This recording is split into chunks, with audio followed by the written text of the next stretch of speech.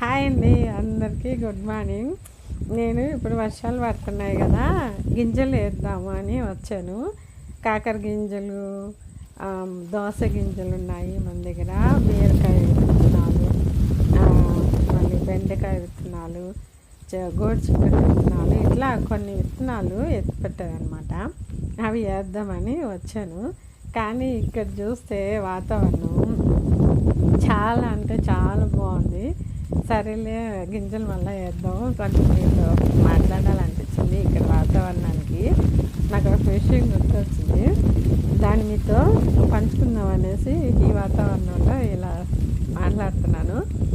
ఏంటంటే మా చిన్నప్పుడు మనకి ఎప్పుడు ఏదో ఒకటి కూరలు, నాన్ వెజ్ కానీ వెజ్ కానీ చేసుకొని తింటూ ఉంటాం కదా. అప్పుడప్పుడు ఏం కూరలు ఏం చేయాలని కొంచెం విసుగు వస్తుంది. అలాంటప్పుడు మా అమ్మ ఏం చేస్తుందంటే, మా ఇంటి చుట్టూ ఇలాగే కంప ఉండేదన్నమాట. వెళ్ళి ఆ కంప చుట్టూ తిరగద్ది, మేము కూడా వెళ్తామండి పిల్లలు. ఆ కంపలో వచ్చే కోయదోటు కూర, మేమైతే దాన్ని వచ్చి కోడి చుట్టాకు అంటాం. మళ్ళీ తెల్ల గల్జేరు, ఎర్ర గల్జేరు అంటారు అందరూ. మేమైతే తెల్లదాన్ని నాసజంగాకు అంటాము, ఎర్రగీర వచ్చిన దాన్ని చెంచలాకు అంటాము.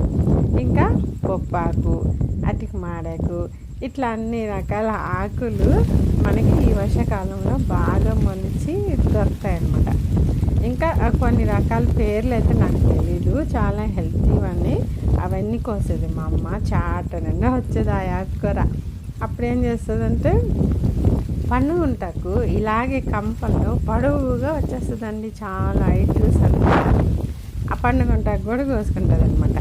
ఇంకా అందరు చేరి మాట్లాడుకుంటూ అవి వలుచుకొని ఈ ఆకుకొని ఒక్కోసారి పప్పులో వేసి చేస్తుంది. ఒక్కోసారి ఏమంటే ఆ ఎండుమిరపకాయలు, ధనియాలు, జీలకర్ర, ఆవాలు నూనెలో వేపేసి తెల్లగడ్డలు కూడా వేసి ఈ ఆకు కడిగి దాంట్లో వేసి కొంచెం పసుపు, చింతపండు వేసేస్తుంది అనమాట.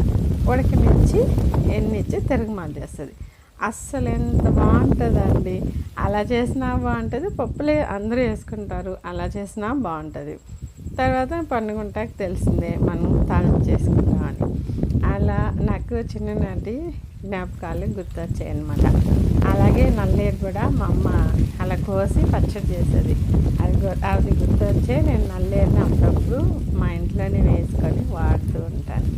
నమస్తే అండి, బాయ్, ఉంటాను, ధన్యవాదములు.